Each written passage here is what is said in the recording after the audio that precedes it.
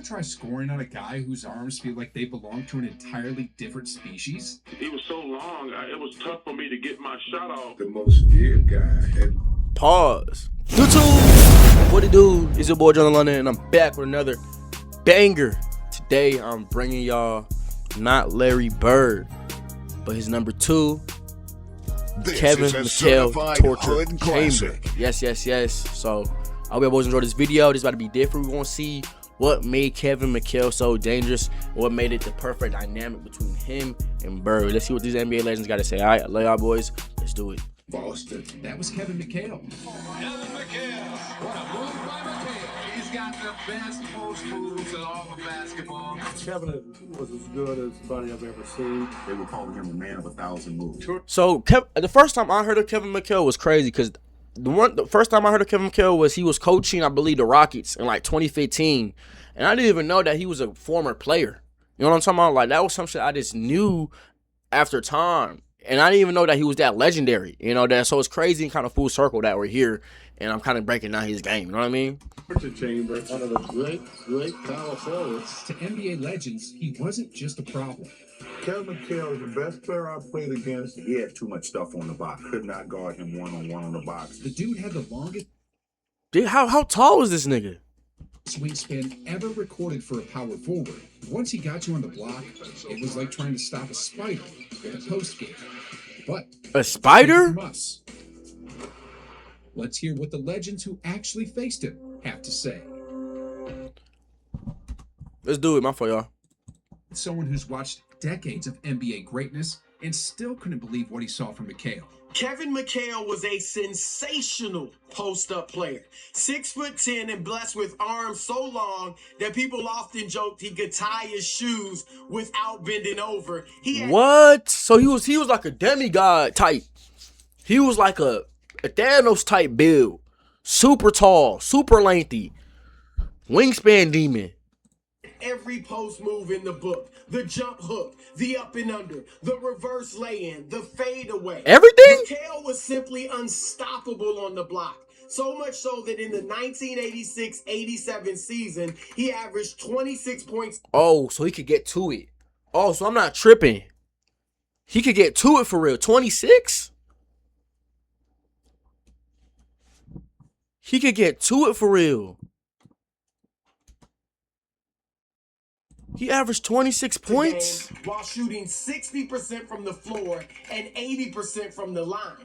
You know how many NBA players have averaged 20 or more points, shot 60% from the floor and 80% from the stripe in the same season? One, Kevin McHale. What? I gotta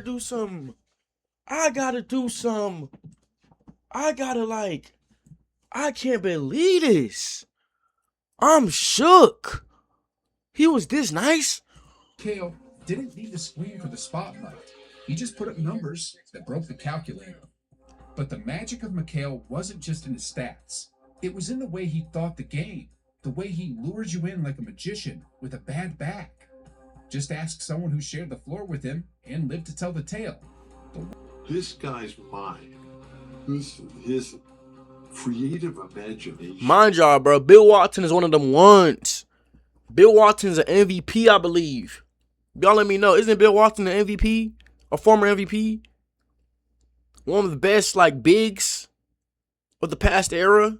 Motherfucker, I'll be whole time, all time, you know what I mean? Come on. His skill set, his footwork, his touch, his shooting, and then his trash talking. It was just absolutely incredible. He trash It talk was like too? guarding a math problem with a sense of humor. Parker. The Converse weapon. That's the shoe. That's magic. Do what he was born to do. That may be so, but that's not all. They let Isaiah play like he's 10 feet tall. Mr. Director, we need a new script because we're getting awfully tired of doing that. McHale would twist, spin, pause. They got Kevin McHale with the big dogs of the 80s. That means some shit, yo. That means he was one of them ones.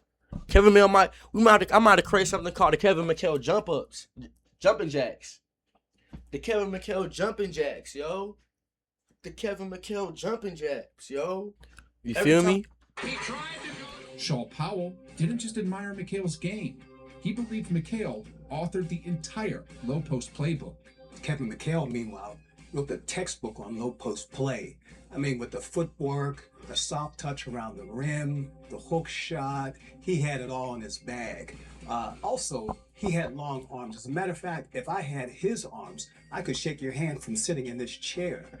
He grew to be 6'10", and when you put that combination together, it was lethal. Yeah, whoever drafted for the Celtics went crazy, yo. Who's the Celtics GM? Who's drafting this roster, yo? Because this is a top roster, yo. If y'all want to see me do an 86 Celtics breakdown roster, y'all let me know in the comments below.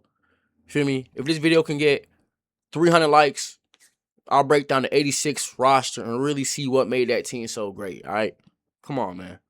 Low post play, step back, 15-foot jump shot. Charles Barkley said he was the toughest guy he ever had to play in the NBA. Kevin McHale's the best player I ever played against. I felt like he was unguardable offensively. McHale didn't rely on brute strength. He danced in the paint with elegance, backed it up with balance, and finished you off with finesse. Add in a wingspan that made defenders look like they were reaching with T-Rex arms, and you had a player who could score over anyone from anywhere with his eyes closed. Damn, he could do it all. Kevin McHale could do it all, Brody. Kevin McHale could do it all. He could swat shots, shoot faders, jumpers. Damn. Arms, longer memory. That's the image McHale left on defenders. A walking mismatch who tormented opponents for 13 seasons. Oh, yeah. Anchoring one of the most iconic front lines in NBA history, alongside Larry Bird and Robert Parrish. Look at this team. And speaking of defenders in pain, let's bring in the man who built a career off bruising bodies in the paint, but still admits there was one guy who had his number. Charles Barkley kept it brutally honest. That means something. Who was the guy that you knew you were going to have you couldn't wait to face? You know, I will tell you this. I hated Kevin McHale because he's the best player I ever played against. That's crazy. Every time Charles Barkley talks about Kevin McHale, he always mentions that. In terms of his matchup, 1v1 going against him, he could have said MJ. He could have said any of these players. Kevin Garnett, I believe. Tim Duncan. He said Kevin McHale, yo. That should mean something, yo. And I believe Charles Barkley is the 1990 MVP. If I'm not mistaken, y'all let me know about my ball knowledge. Come on.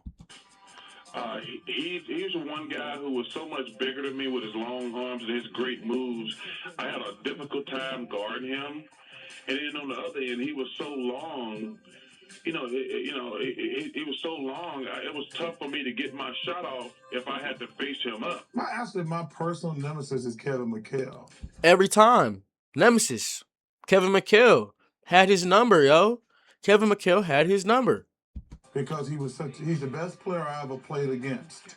You could not stop him. I've always said that you could not stop that guy. And on the he other throwing end, it up. I had to use every ounce of energy I did to score on him.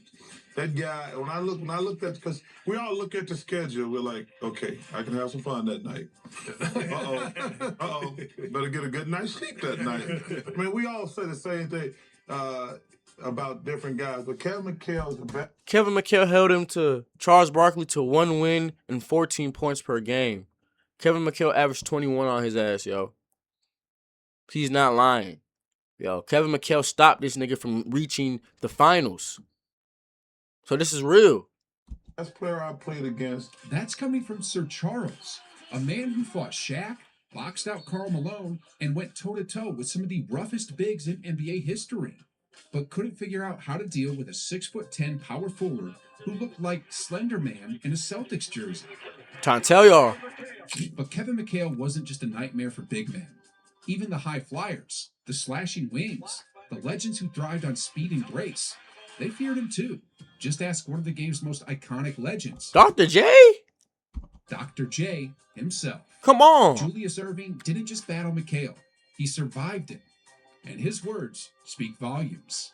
He was a tremendous opponent to have too, with those big square shoulders, and is as awkward as he might have seemed sometimes on the court. He always knew where he was going, and he knew Kevin McHale had that frame, big ass shoulders, stroke. what he was doing, and he was probably the most feared guy in Boston by the 76ers.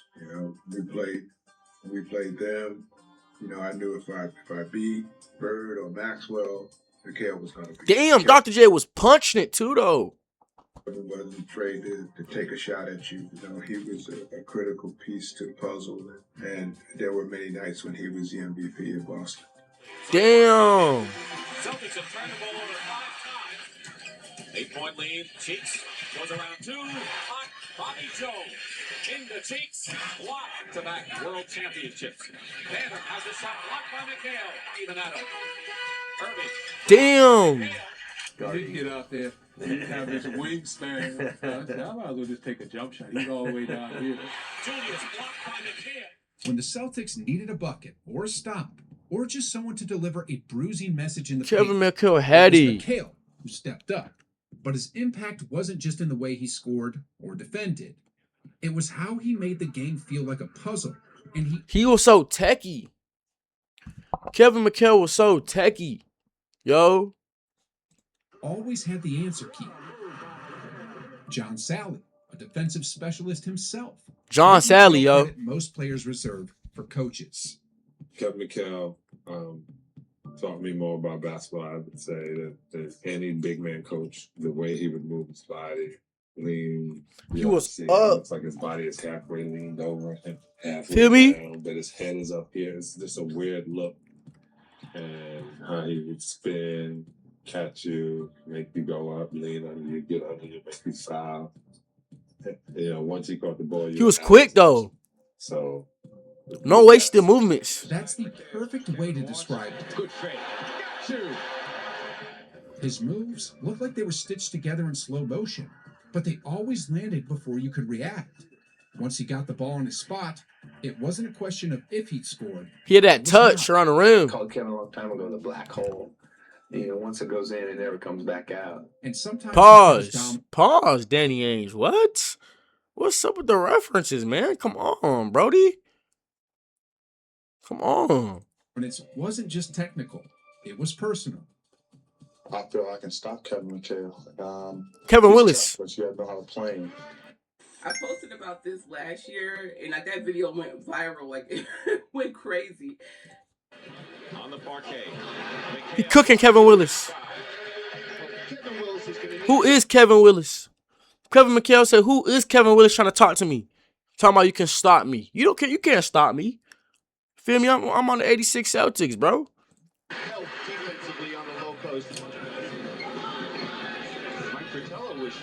One pump, one back down, and one. Count it. It felt like he was holding a masterclass in humiliation, and everyone else was the unpaid volunteer. Damn. Isaiah Thomas tells the story best. The night McHale turned Detroit's front line into his personal science project. So one night we're playing against the Celtics, and McHale really has it going, and he's torching our power forwards, Kent Benson, Earl Cureton, and torture chamber. He started saying he's got these guys in the torture chamber. So the torture chamber. They would enter the basketball into him. He would holler chamber, he got him in a torture chamber, and it's too late. So I was coming back to double team, and he was looking down. Chamber. Like, you're too late. There's nothing you can do about this. Torture chamber. McHale made it sound like a game, but it. Peep the scenery. Peep the scenery, yo. It's insane. He's just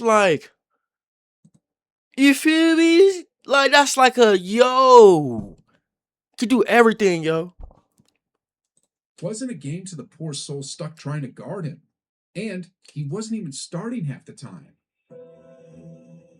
By the end of his career, McHale had embraced the sixth man role and still managed to make teammates and opponents shake their heads in disbelief.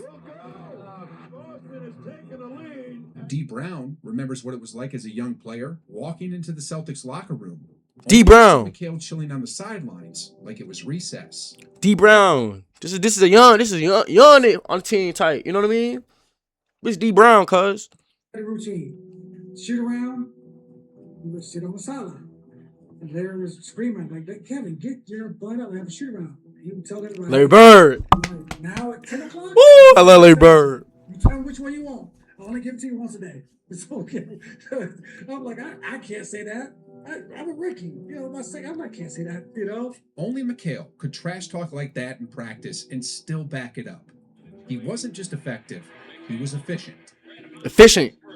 And Dissective. When teammates are telling you to brace yourself because he only gives it to you once, you know you're dealing with Vader. something different. Cash. A monster. He didn't need speed. He didn't need flash. He had angles, arms, and a mind that ran circles around defenders before his feet ever did. Torture chamber. Awkward-looking spin moves to the most refined footwork in NBA history. He made the post playground, and every defender was just another guest in the torture chamber. But what makes his legacy so unforgettable isn't just the titles or the numbers. Damn. It's the universal respect from every corner of the league. But McHale wasn't just the only one torturing defenders. Oh no. There was another beast who didn't just defend. Rodman? He devoured. So, don't go anywhere. Hit play on this next video. NBA legends explain why Dennis Rodman was a monster. Hey, if you want to see Rodman reaction, y'all let me know. Y'all spam that. 300 likes. Y'all spam that. And I'm going to get a Rodman right after this. You feel me? Remember, I do got a Larry Bird video coming out soon as well. So y'all spam that like button. I can really punch that out probably by tomorrow or the day after that. So y'all like that like button. Y'all share. Y'all recommend this. Y'all comment what else y'all want to see on my channel. And y'all, man, the man, Kevin McHale, was a monster. You feel me? I had to tap into see what he was like. I hope y'all boys are liking the new setup I got going on. You feel me? It's a lot of improvements since the beginning of my channel. You feel me? We're at 1.5K subs. So I love y'all boys. You feel me? Road to 10K. Y'all boys keep subscribing, keep liking, keep sharing.